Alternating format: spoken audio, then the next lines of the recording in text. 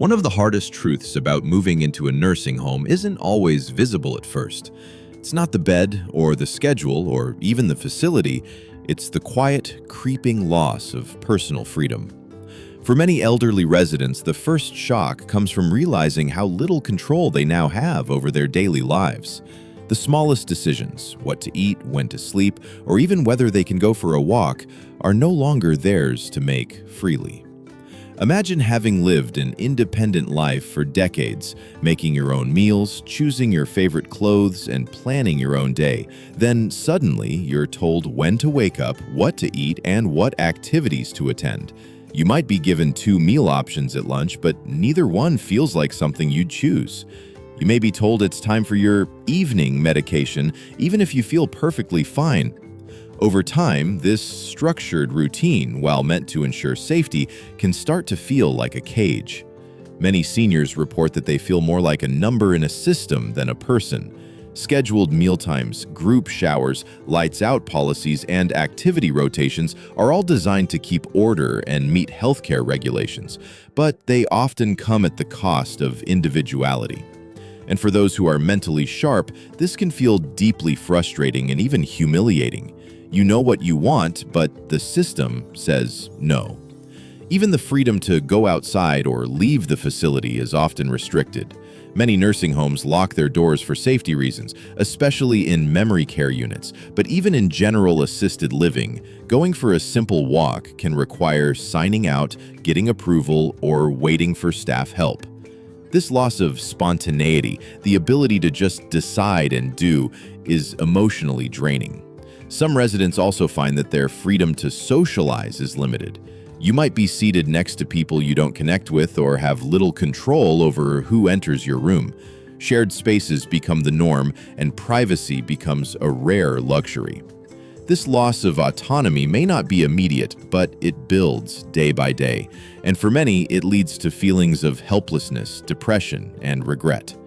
The intent may be to provide care, but the impact is often a deep sense of disempowerment. In the next chapter, we'll talk about something even more subtle but equally painful: emotional isolation in a place full of people. One of the most unexpected and heartbreaking truths about living in a nursing home is that even though you're surrounded by people, staff, other residents, caregivers, you can feel completely alone. Many elderly individuals imagine that a nursing home will provide constant companionship, friendly conversation, and meaningful relationships, and at first glance, that might seem true. There are daily group activities, shared dining spaces, and people walking the halls. But for many residents, the interactions feel shallow and fleeting. Staff members are busy, often stretched too thin to engage beyond basic care. Fellow residents may be in different stages of physical or cognitive decline, making deep friendships difficult to form. What's worse is that emotional isolation doesn't always look like loneliness. It often feels more like being invisible. You may be in a room full of people, yet no one truly sees you or listens to your story. Many seniors feel like they've become a task to be managed, not a person to be known. Conversations revolve around routines. Time for your meds, let's go to physical therapy, dinner is at 5. Rarely do staff have time to ask, how are you feeling today? Or what's on your mind? Family visits, which residents look forward to, can also become infrequent or emotionally distant. Life outside the facility moves on. Children and grandchildren get busy. Holidays pass with short visits or phone calls, and eventually the silence settles in. Some residents go days or even weeks without a single visitor, and while they may not always show it, that silence is deeply painful. Another factor is the loss of shared history. In your home, your furniture, photos, books, and even smells carry memories, but in a nursing home, your environment is stripped down to essentials. You share rooms, follow institutional schedules, and live among strangers. The feeling of home disappears, and with it, a piece of your identity. All of this creates a dangerous cocktail: emotional isolation, boredom, and a fading sense of purpose. Over time, it can lead to depression, anxiety, or even cognitive decline. As humans, we are wired for connection, not just physical proximity, but emotional presence. It's a hard truth that many don't realize until they experience it. And it's why so many elderly residents say, "I thought I'd feel less alone here. I was wrong." In the next chapter, we'll explore another often ignored reality: the impact of staff turnover and burnout on your daily care and emotional well-being. One of the most unsettling experiences for many seniors in nursing homes is the constant rotation of caregivers. Just when you begin to build trust with a nurse, an aide, or a therapist, they disappear, transferred, replaced, or burnt out. You're left asking, who's caring for me today? It's a hard truth that most people don't talk about until they've lived it. Nursing homes often suffer from high staff turnover.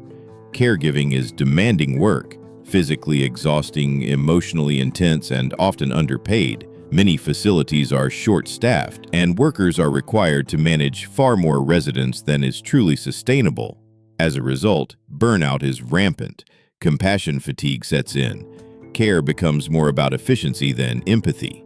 For residents, this revolving door of caregivers can be confusing, frustrating, and even frightening. One day, a familiar face helps you get dressed, brings your medication, or listens to your worries. The next day, it's someone completely new who doesn't know your needs, your routines, or your personality. You go from being Mr. Johnson who likes his coffee black to just room 204. This inconsistency can deeply affect quality of care. Medications may be given late or incorrectly. Personal preferences may be overlooked. Important health observations may fall through the cracks. And emotionally, it becomes harder for residents to feel safe and secure when their environment feels unpredictable. Many seniors in nursing homes begin to shut down emotionally.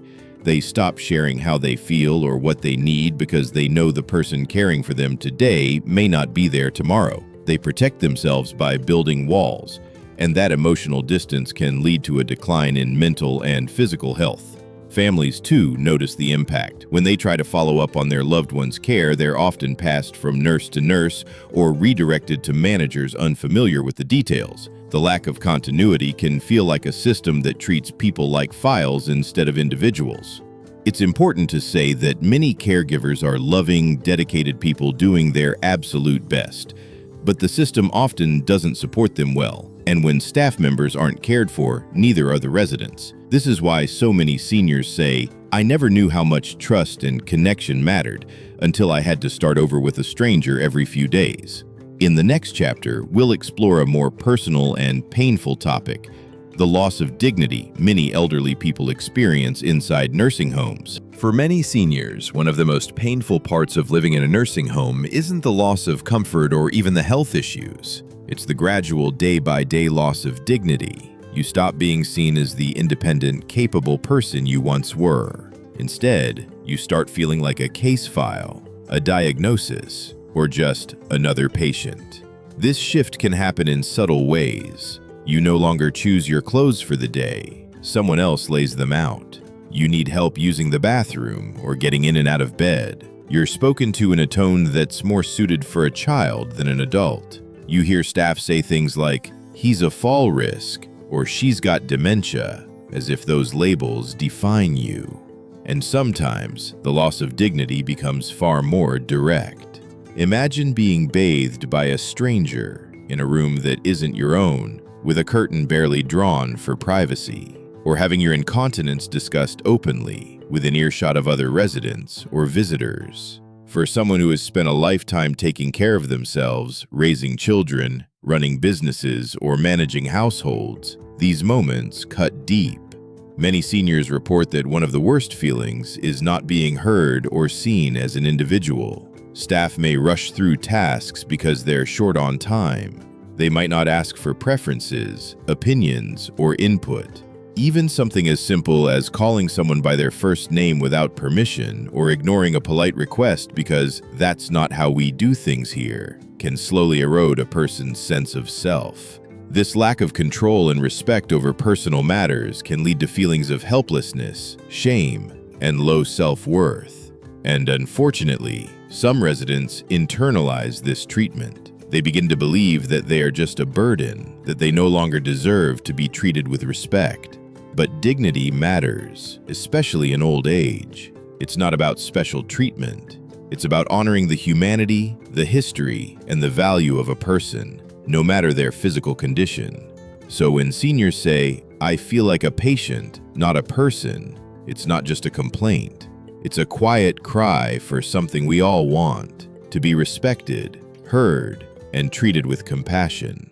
In the next chapter, we'll uncover another harsh reality: the financial pressures and hidden costs of nursing home life that many families never see coming. One of the most stressful and often overlooked realities of moving into a nursing home is the financial burden it places on both the elderly resident and their family. On the surface, many facilities promise all-inclusive care, but what they don't advertise are the hidden costs that pile up fast, sometimes turning a safe living situation into a financial nightmare. The monthly base cost of nursing home care is already high, often ranging from $3,000 to $10,000 depending on the location, facility, and level of care. But here's what shocks many families: that number doesn't include everything. In fact, it's just the starting point. Need extra help with mobility? That may come with a fee.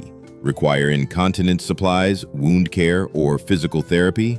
That's an additional charge.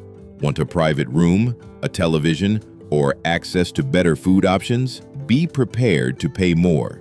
Over time, what seemed like a manageable monthly payment can balloon into an unsustainable expense, especially for those living on fixed retirement income or small pensions. Many seniors find themselves burning through their life savings far more quickly than expected. Worse, navigating insurance and Medicare coverage can be incredibly confusing. Some families assume everything will be covered, only to learn that long-term care is not fully paid for unless it's medically necessary or falls under strict guidelines. Assisted living? Usually not covered. Personal care services like help bathing or dressing? Often an out-of-pocket cost. This financial stress doesn't just affect bank accounts. It affects mental health, too. Elderly residents may feel guilty for becoming a burden, while families struggle with impossible decisions. Do we downgrade to a lower quality facility? Can we move them home? What happens when the money runs out? Some even take on loans or sell assets just to keep their loved ones comfortable and safe. And the worst part? Many families say, "We had no idea it would be this expensive until it was too late."